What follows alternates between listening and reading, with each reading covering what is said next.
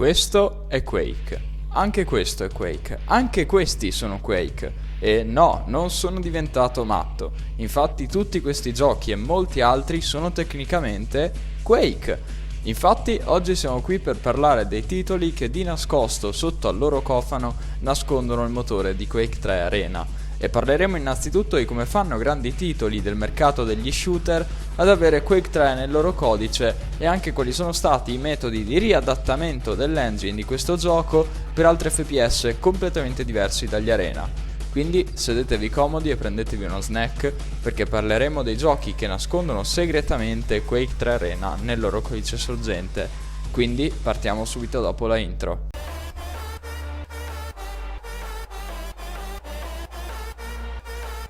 Salve a tutti, io sono Gazdar7x e benvenuti in questo nuovo video. Allora, partiamo parlando dell'engine che dà vita a Quake 3 Arena, l'ID Tech 3. Questo è stato un motore grafico rivoluzionario, persino di più della Real Engine usato per Unreal Tournament, poiché era estremamente versatile. E a differenza dell'ID Tech 2, del Doom Engine e di ogni altro motore grafico dell'ID Software realizzato precedentemente, questo era in grado di mutare secondo le esigenze dello sviluppatore. Per questo il suo utilizzo nei titoli mainstream si espanse da una software house all'altra, portando alla realizzazione di capolavori e pionieri del genere. In sostanza, la maggior parte dei giochi FPS nei primi anni 2000 usavano l'ID Tech 3, sia acquistato in licenza dall'ID Software che anche preso gratuitamente grazie al rilascio open source del 2005.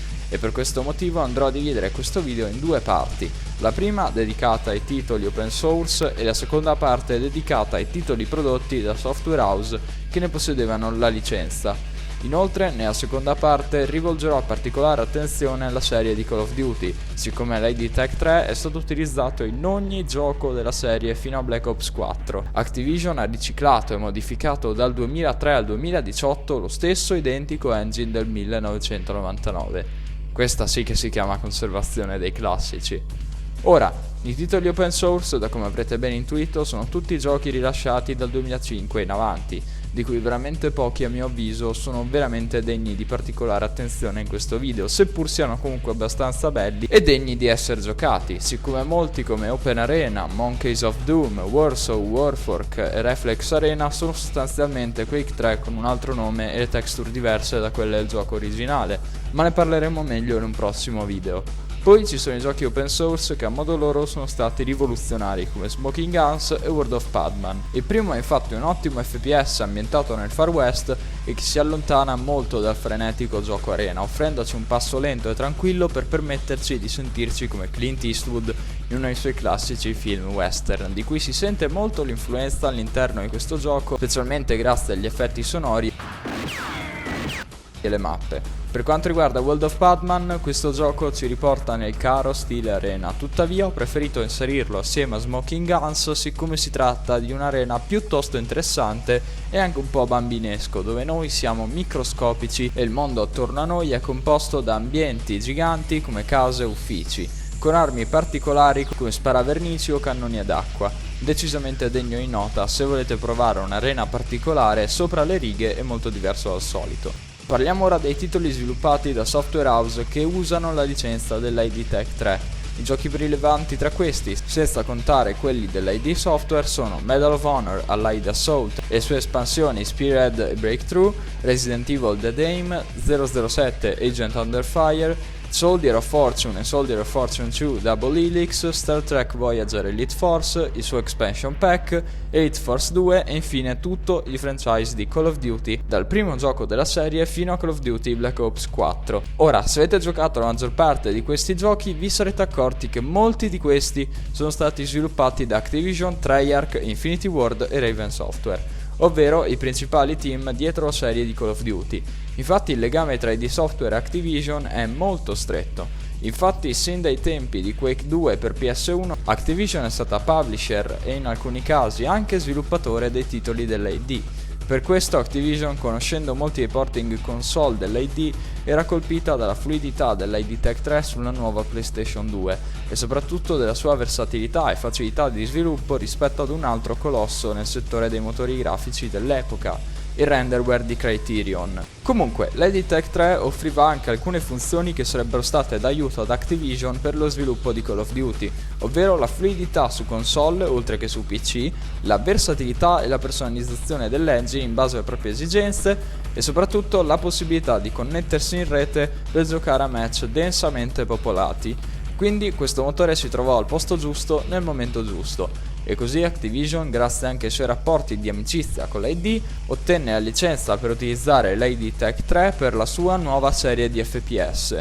E la storia la conosciamo. Call of Duty fu un successo eclatante nel settore degli shooter, entrò con impeto e prepotenza in un mercato dominato dalle arene per PC e dichiarò inizio dell'era degli shooter per console, uscendone vincitore. Activision continuò ad utilizzare l'ID Tech 3 migliorandolo costantemente per i nuovi Call of Duty. Ma in tutto questo cosa c'entrano Treyarch, Infinity Ward e Raven?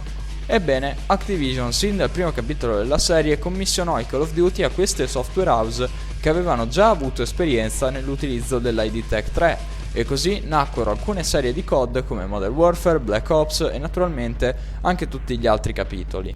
Una prova di tutto ciò la possiamo trovare ad esempio nelle schermate iniziali di alcuni giochi della serie, come esempio in Modern Warfare 2, dove possiamo leggere la dicitura "This product contains software technology licensed from id Software" e il copyright del 1999 dell'id Software.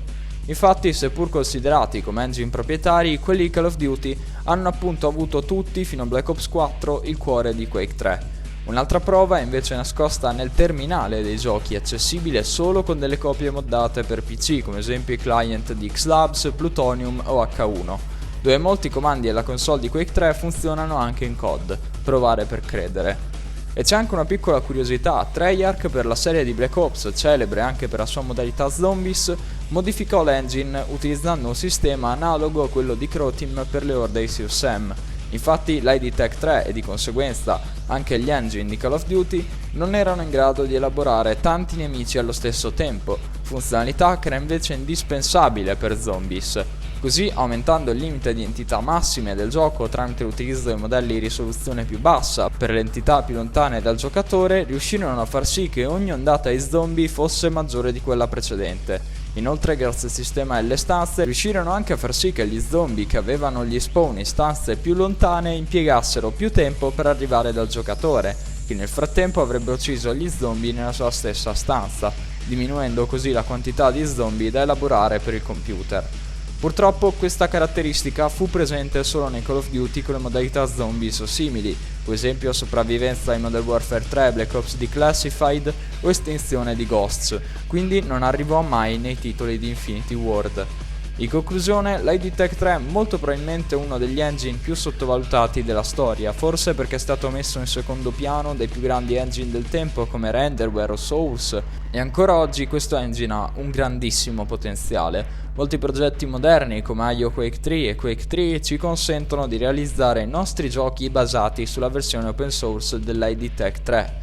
E il fatto che Activision ha continuato a utilizzarlo per ben 15 anni su tutti i Call of Duty è veramente sorprendente e ci fa capire quanto questo semplice motore grafico può evolversi mutando in qualcosa di rivoluzionario oltre che sbalorditivo graficamente. Beh, direi che per questo video è tutto. Fatemi sapere qua sotto nei commenti cosa ne pensate, se avete giocato a questi giochi e se eravate a conoscenza di questa loro piccola retrospettiva. Inoltre, se volete supportare il canale, vi invito a lasciare un bel like, ad iscrivervi e attivare la campanella per rimanere sempre aggiornati sui prossimi video di questo genere. Grazie a tutti della visione, noi ci vediamo in un prossimo video.